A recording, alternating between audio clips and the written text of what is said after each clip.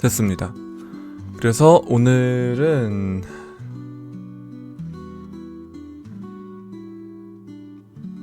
AI에 대해서 잠깐만, 글씨 잘 써지네. AI에 대해서 이야기를 해보려고 합니다. 텍스트도 있으면 좋긴 한데 오케이. AI 뚜둥. AI에 대해서 이야기하기 전에 제 어린 시절부터 이야기를 하고 싶은데요. Y 시절, 어린 시절부터 얘기를 하고 싶은데, 제가 10살이었나? 11살쯤에 핸드폰이 처음 나왔던 것 같아요. 그러니까 정확히는 핸드폰이 나온 게 아니라 그때 애들이 핸드폰을 가지기 시작을 했어요. 11살이었던 것 같아. 11살에. 근데 그때 핸드폰은 여러분 기억을 하실지도 모르겠지만 요렇게 생겼었거든요. 이러면 나이가 나오는데, 아무튼 요렇게 생겨가지고, 네, 이렇게 해서 버튼 누르고 막 화면 요만하고 이랬거든요. 근데 이 핸드폰을 진짜 부러웠어요. 저는 핸드폰이 없었거든요. 저는 이제 뭐 사달라면은 아마 사주셨겠지만 그때는 사달라고 해야 되는지도 몰랐고, 그리고 약간 자존심이 상해가지고 이거를 사달라고 하기가 힘든 거야, 핸드폰을. 애들은 엄마가 아빠가 사주는데 나는 핸드폰이 없는데, 그렇다고 내가 핸드폰을 사달라고 하기도 좀 그렇고, 비싼 거 아니까. 그래서 애들이 막 핸드폰으로 연락을 막 하고, 그 다음에 학교에서도 연락을 막 하고, 그리고 막 만나자고 하는 것도 그런 식으로 하고, 그러면서 핸드폰 있는 애들끼리 모이고 막 이런 일들이 있었는데, 그때 너무너무 부러웠던 기억이 나요. 근데 어쨌든 핸드폰이 있었어요, 11살 때. 그 다음에 저는 5살 때였나? 6살 때였나? 이쯤에 컴퓨터가 있었습니다, 집에. 네, PC가 있었어요. 이 당시에 PC가 유행이어가지고 제가 PC를 집에서 볼 수가 있었습니다. 그때는 DDR 장판도 집에서 할 수 있는 이렇게 생긴 판도 있었는데, 그때가 아마 PC 시대의 초창기 근처였던 것 같아요. 물론 윈도우였습니다. 윈도우 95 이런 거였어요. 네, 그 당시에 97이었나? 97이었던 것 같아요. 97, 2000 막 이랬는데, 그 당시에 저는 이제 6살 때부터 보통 본격적으로 6살 때부터 만 나이로는 5살이네요. 5살 때부터 컴퓨터 게임을 시작을 했던 것 같아요. 게임을 5살 때부터 시작을 했습니다. 왜 그랬냐면, 그때 당시에 우리 유치원에서는 컴퓨터 교육을 시키고 있었습니다. 컴퓨터 교육을 시켜야 되는데 애들이 잠깐만요, 부금 좀 끌게요. 애들이 컴퓨터 교육을 그냥 시키면 좋아할 리가 없죠. 왜냐면 애들이니까. 그래서 동기부여를 위해서 선생님들이 이제 타자 연습 또는 한글 쓰는 법이 있었어요. 한글 쓰는 법. 훈글이라고 되어 있는 한글 쓰는 법이 있었는데, 한글의 버튼 연습, 그 다음에 타자 연습, 이런 것들을 잘 해서 오늘의 과제를 잘 하면, 끝내면, 그러면은 게임을 시켜주겠다 라고 하는 방법으로 저희를 교육을 시키셨습니다. 그때가 만 5살이었어요. 유치원을 처음 다니기 시작했을 때죠. 그래서 유치원에 다니면서 저는 게임을 배웠습니다. 타자도 배우긴 했는데, 애가 타자를 얼마나 치겠어요. 손가락도 막 잘못되는데 놓아가지고 막 독수리 타자로 열심히 쳐가면서, 왜냐면 게임을 해야 되니까. 그래서 게임을 시작을 했습니다. 그때 게임을 처음 만났던 것 같아요. 근데 저는 나라는 인간에 대해서 이야기를 해야 되는데, 저는 굉장히 이거부터 얘기를 해야 되는군요. MBTI에 저는 인팁입니다. 이게 아마 옛날부터 그랬던 것 같아요. 제가 기억을 되짚어보면, 네, 그렇습니다. 내향적이고, 어, 관념적이고, 생각이, 사고가 우선인, 그런 느낌? 관계보다는, 감정보다는 생각이 우선이고, 그리고 즉흥적인 사람이었던 것 같아요. 그때, 당시 저는. 그러다 보니까 이게 이제 여기에 플러스로 자존심. 이 자존심은, 어, 사실은 그냥 자존심이라기보다는 나를 지키고자 했던 것 같다는 생각이 듭니다. 이거는, 다른 시간에 이야기를 할게요. 어쨌든 저는 자존심이 충만한, 자존심이 강한, 아주 강한 인팁이었습니다. 그래서 저는 이 5살, 6살 꼬맹이들하고 놀고 싶어 하지 않았어요. 왜냐면 그때 당시에도 이제 저는 약간 그런 우월감이 있었거든요. 우월감이라고 하는 게 맞는 것 같아요. 우월감이 있었어요. 너네들은 너무 어려. 내가 좀 더 똑똑하고 내가 더 잘 아니까 너네가 하는 놀이 재미없어! 라고 하는 그런. 사실은 어른이 되고 싶었던 것 같기도 하고 아니면 형들이랑 형이라고 하는 이름이 가진 권력을 가지고 싶었을까? 모르겠어요. 근데 어쨌든 저는 그랬습니다. 결과적으로 제가 하고 싶었던 이야기는 친구가 없었다는 거예요. 친구가 중학교 1학년? 6학년? 초등학교 6학년? 때까지 그렇게 막 친한 친구라고 할 만한 친구가 없었습니다. 사실은 친구가 뭔지도 몰랐어요. 왜냐면 어렸을 때부터 혼자 놀았거든요. 저에게 있어서 관심 있는 것들은 저는 너드였나 봐요. 생각해보니까 그러네. 나 너드였구나. 널드였나 봐요. 그래서 제가 관심 있는 거는 오직 이제 탐구. 어, 호기심이 너무 강해가지고 큐리어스해. 모든 게 큐리어스한 거야. 그래서 여러 가지를 탐구하고 자세히 보고 뭔지 한번 확인해보고 뜯어보고 고쳐보고 막 만져보고 하느라고 어, 사람들과의 관계를 만들어 나갈 시간이 없었던 거죠. 내고 싶지 않았다고 한 게 정확한 것 같아요. 그런 시간을 내고 싶지 않았던 것 같습니다. 근데 그러다 보니까 이 게임이라고 하는 세계는 PC 안에 있는 게임이라고 하는 세계는 너무 매력적이잖아요.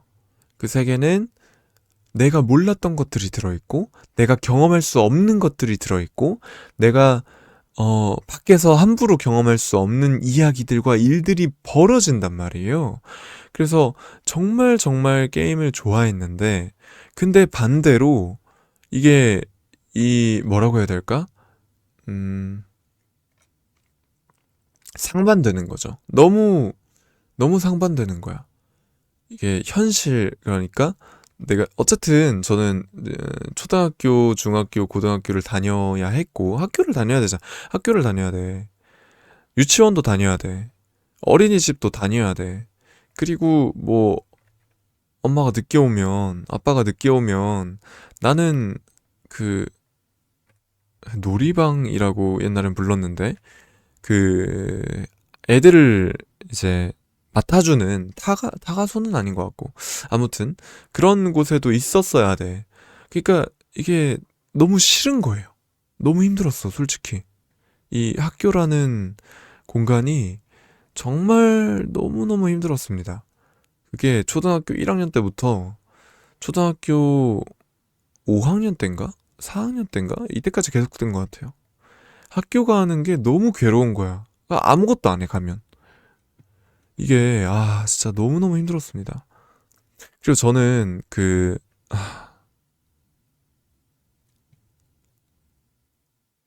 이거는 얘기를 해야 되나 고민이 되는데, 어, 친구가 없었으니까, 어쨌든 시간을 죽여야 되잖아요.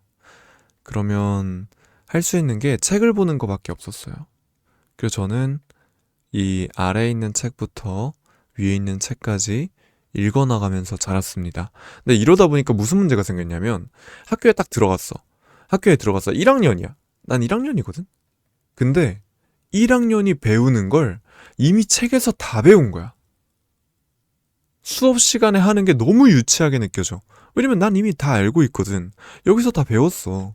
그리고 저희 집이 또 이제 어머니께서 그 당시에는 또 몬테소리가 유행을 했어요. 몬테소리, 이거 아시는 분 있나요? 몬테소리? 몬테소리 책 시리즈가 있거든요. 몬테소리가 유행을 하고 또 거기에다가 동화책이 유행을 하고 뭐 위인전 전집 막 이런 게 유행할 때였단 말이에요. 그래서 저희 집이랑 그 다음에 놀이방이라고 하는 제가 맡아지는 곳이랑 또 유치원도 책이 조금 있었던 것 같아요. 그렇게 해서 책이 있는 거야, 주변에. 그러면 나는 친구가 없잖아. 나는 나가서 놀질 않는단 말이야. 그럼 뭐하고 놀겠어? 다 책이에요. 책을 읽었어. 어렸을 때부터 계속 책을 읽었습니다. 이러다 보니까 8살 때, 그러니까 만 7살이죠. 만 7살 때 학교에 딱 들어가니까, 초등학교에 딱 들어가니까 이게 뭐 들을 게 없는 거야. 초등학교 들어가면 1학년 때 뭐 배우는지 아세요? 1학년 때 국어에서 기역, 니은, 디귿을 배우거든요? 원래 저희가 이제 그 대부분 유치원을 나오니까 다들 이걸 체감을 잘 못하시는 분들이 많을 텐데 사실 유치원은 국가에서 지정해가지고 지원해주는 곳이 아니었습니다. 지금은 지원을 좀 해주는데 옛날엔 아니었어요. 그래서 유치원은 사실은 거의 사립이었단 말이에요.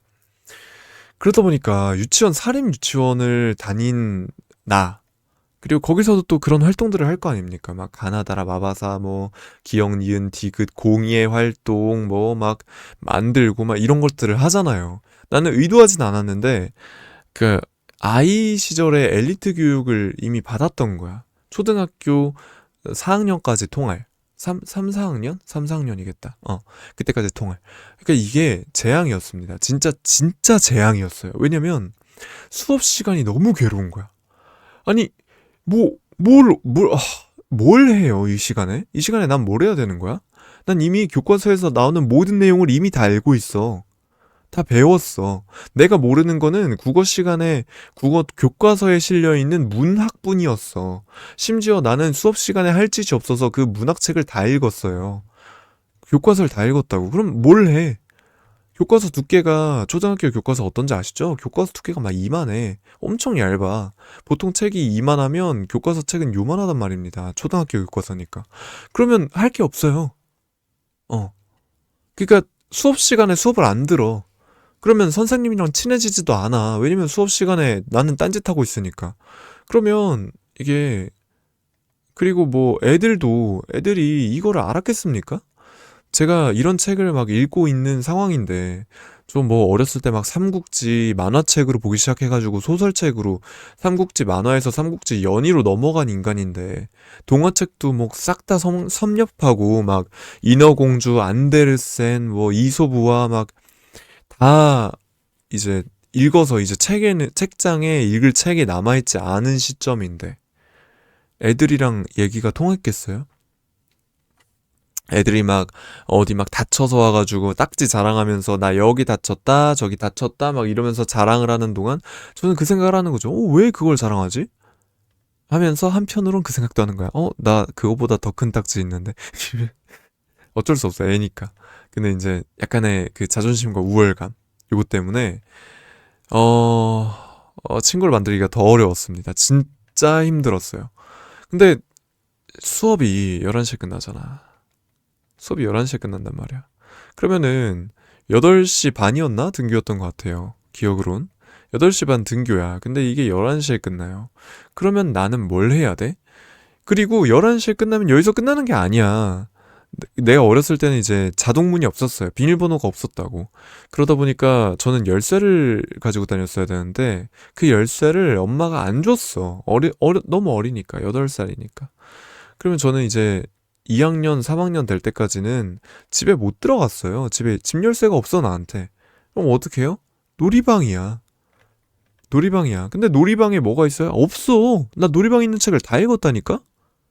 그 놀이방에 애들이 또 위험하니까 책장을 높게 놓을 순 없고, 그래서 책장도 막 크기가 이만하지 않아. 이런 책장이 아니야. 이런 책장이 아니라 책장이 막 이래. 이렇게 해가지고 잡지 넣는 그거 있죠?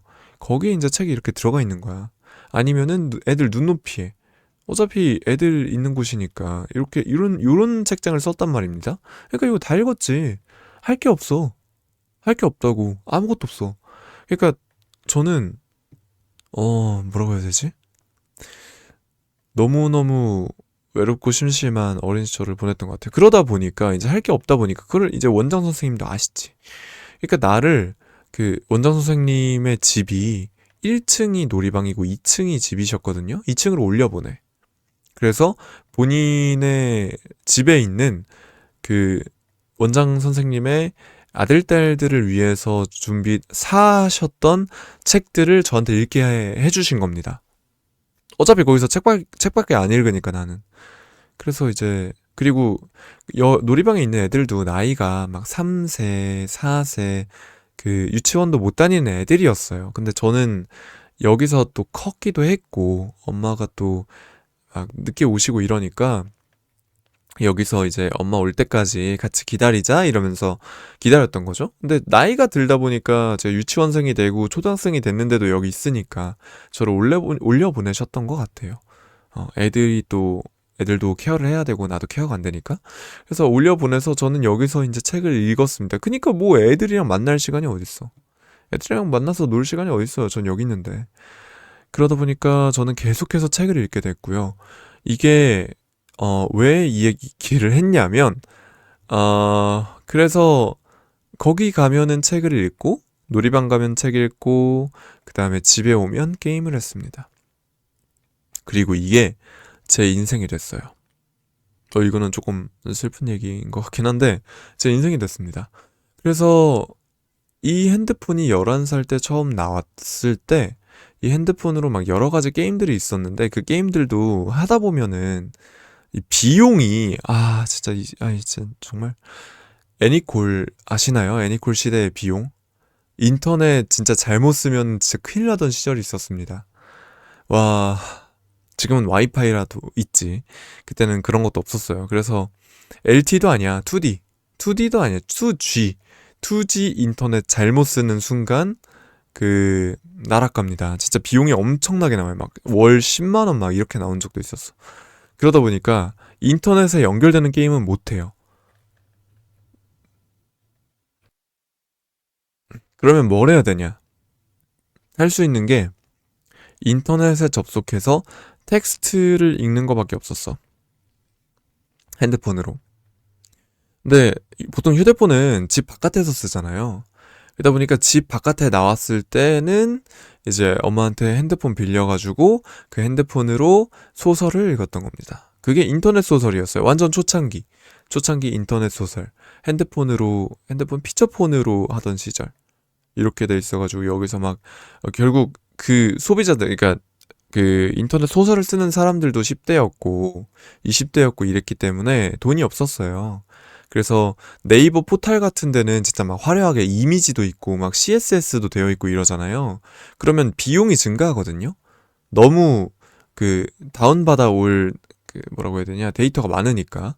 그러다 보니까 인터넷 포털 사이트는 웬만하면 들어가지 않는 게 국룰이었고, 그러면서 이제 인터넷을 텍스트로만 하는 그런 서비스가 있었는데 그 중에 하나가 소설 올리는 서비스였습니다. 그때 텍스트 소설을 접했고 그때가 인터넷 소설의 초창기라고 보면 될 것 같아요. 초창기 맞나? 초창기인 것 같아요. 인터넷 소설의 초창기였고 그때 저는 인터넷 소설을 접했습니다. 물론 그 이전에 나우누리 시절, PC 통신 시절이 있다고 하는데 저는 그 시절은 아니고 그 다음 시절인 핸드폰 시절에 이제 인터넷 소설을 접하게 된 거죠. 근데 인터넷 소설에서 제가 제일 즐겁게 봤던 내용 중에 하나가 뭐였냐면 그 당시에 이제 가상현실이라고 하는 개념이 유행을 하고 있었어요. 사실 이것도 제가 중학교 시절이었던 것 같아요. 몇 년이 지나서 그렇게 인터넷 소설을 보면서 몇 년이 지나서 중학교 시절이 됐습니다. 그러니까 중학교 시절부터 무슨 일이 생겼냐면 어, 이 인터넷 소설이 상품화되기 시작을 한 겁니다. 인터넷 소설 작가 출신들이 출판을 하기 시작하고 그게 귀연이 소설도 그때였나? 저는 이제 뭐냐 아, 로맨스 판타지는 안 봐서 로판은 잘 안 봅니다. 옛날엔 봤었는데요. 지금은 잘 안 봐요. 내용이 거의 비슷해가지고 로판을 잘 안 보는데 어쨌든 로판이 이제 출판이 되기 시작을 하고 진짜로 책으로 나오기 시작을 하고 대여점에 전설의 달빛 조각사가 나오기 시작을 하는데 저는 제 기억으로는 아마 달빛 조각사가 조아라였나? 거기 연재됐었을 거예요. 그게 기억이 나는데 그러다가 이제 내가 인터넷에서 보던 소설들이 갑자기 진짜 출판물이 되기 시작을 하는 거야. 그러면서 그 당시에 달빛 조각사가 유행을 하면서 달빛 조각사가 대박을 치니까 가상현실 게임이라고 하는 주제로 어, 지금은 버추얼이라고 하죠. 버추얼 게임이라는 주제로 VR 게임이라고 해야겠다. VR 게임을 주제로 이제 소설들이 나오기 시작을 합니다. 그때 당시에 코난도 같이 나왔던 것 같은데 코난 극장판에서도 어, 그 코쿤에 이렇게 달걀 같은 거에 기계에 들어가가지고 이제 완전 몰입형 가상현실 게임을 체험하는 걸로 해가지고 이야기가 진행이 되잖아요. 이런 시대가 있었어요. 그 시대에 제가 중학생이었고 그때 저는 진로를 정해야 됐거든요. 그래서 그러니까 왜냐면 중학교 때는 이제 고등학교 어디 갈 거냐는 얘기가 나오고 그럼 대학교 어디 갈 거라는 얘기가 나오고 그래서 고등학교 때는 대학교를 지망하면서 지나가야 되니까 중학교 때 진로를 빨리 잡는 게 좋다라는 얘기를 했었어요. 지금은 뭐 초등학교 때부터 그런 얘기를 하는 것 같은데 그러다 보니까 이제 중학교 시절에 저는 진로를 정해야겠다라는 생각을 하게 됐고 그래서 어떻게 하면 가장 유망한 그리고 내가 하고 싶은 일을 할까라고 생각을 하다가 VR에 대한 생각에 이르게 됩니다. 무슨 생각을 했냐면 중학교 때는 제가 그때 14살이었잖아요. 그러다 보니까 10년 24살 20년 34세 40 30년 44세 40년 54세 이쯤 되면 가상현실이 나올 거라 생각을 했습니다. 근거가 두 가지였는데 아니 세 가지였다. 세 가지였는데 제가 그 대전의 과학관에서 저는 소풍을 과학관으로 많이 갔던 것 같아요. 환경이 다 이러네? 이상하다. 과학관으로 많이 갔었는데 과학관에서 이제 보여주는 것들이 그 당시에 휴머노이드였죠. 그 다음에 자동차에 TV 달린 자동차 같은 것들을 보여주고는 했어요. 그런 것들이 전시가 되어 있었고 카이스트에서 연구를 하고 카이스트에서 이런 것들을 만들고 있다. 뭐 이런 이야기들을 보고 자랐습니다. 그리고 저는 소설로 VR을 보면서 VR 게임에 대해서 보면서 자랐고 그리고 그런 생각을 했어요. 이거는 저만의 생각이었는지는 모르겠는데 이런 소설들이 지금 유행을 하고 있는데 이러면 나의 또래들은 그리고 이 소설을 보는 사람들은 원하겠다 이걸 분명히 원하겠다. 이게 미래에 영향을 끼치겠다. 그러면 사람들이 VR을 반드시 만들고 싶어 하겠다. 그러면 이게 산업화되겠다. 그러면 내가 이걸 즐길 날이 언젠가 온다. 이게 1번 근거였습니다. 그리고 2번 시각적으로 잠깐 효과를 좀 줄게요. 파란색으로 한번 파란색 안 된다. 노랑 어때요? 노랑? 이게 보이나? 일단 외곽선으로 칠해볼게요. 2번 근거가 뭐였냐면 그런 이야기를 들었어요. 중학교 때 이제 교육 과정 중에 기계가 모든 일들을 대체한다는 이야기가 있었습니다.